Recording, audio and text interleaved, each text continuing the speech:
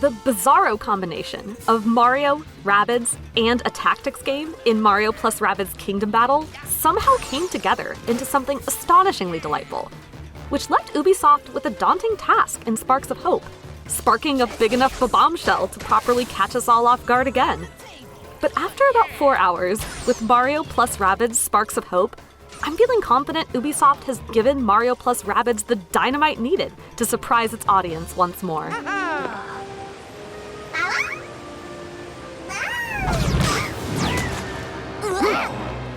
On the exploration side, transforming Mario plus Rabbids from its linear world structure to more free-roaming open levels was possibly the best upgrade the team could have made.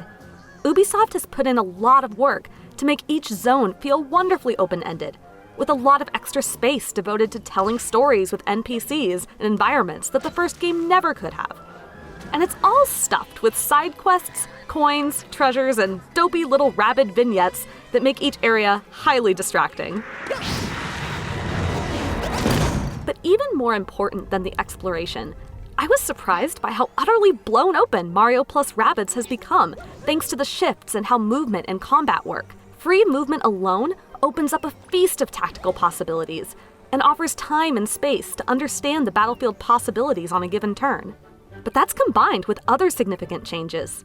Each character now has 2 action points to spend per turn on attacking, special moves, and item use, giving every combat situation a ridiculous array of viable approaches. The most exciting new addition, by far, are the sparks. Status effects are gone, but replaced with elements such as fire, water, ice, and others that are applied to opponents by equipping sparks to characters and using them to spice up attacks with elemental energy. This also means enemies, and your team, have weaknesses and resistances to keep in mind, a change which pushed me to spend a meaningful period of time analyzing the battlefield and enemy types. I had to really think about my roster and equipment. It's much harder to bulldoze your way through story fights. Except it's also easier, but only if you want it to be, thanks to a couple wonderful key changes. For one, there's a difficulty selection you can adjust at any time to toggle between easy, normal, and hard battles. Additionally, it's now more possible to grind meaningfully. It wasn't necessary in the sections I played, but had I struggled, I know I could have looped back, redone some story fights, battled some of the roaming enemies on the map again, or done some side quests to level up my party. This should all be extremely welcome news, as both features broaden the range of people who can enjoy Sparks of Hope. It continues to welcome in the tactics newbies, even as it grows more complex, and the true tactical connoisseurs can challenge themselves even more. The one change I'm still genuinely uncertain about, though, involves the Rabbids themselves. They talk now. Funky footwork making you faint. Not just incoherent screaming, but they have fully written out, grammatically correct dialogue now, alongside occasional voice acting, interspersed with their more conventional blah-like utterances. Ran the table. On one hand, we get some great characterization this way.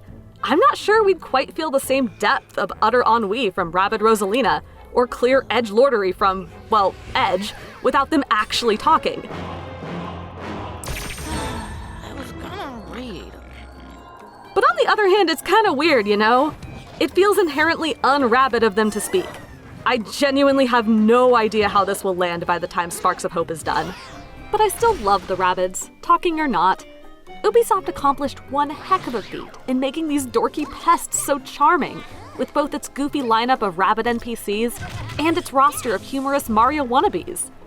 The greater cast of the first game is almost entirely available right out of the gate in Sparks of Hope, and the initial Rabbid deluge both adds to the tactical possibilities and gives the new members like Edge and Rabbid Rosalina much more space to shine.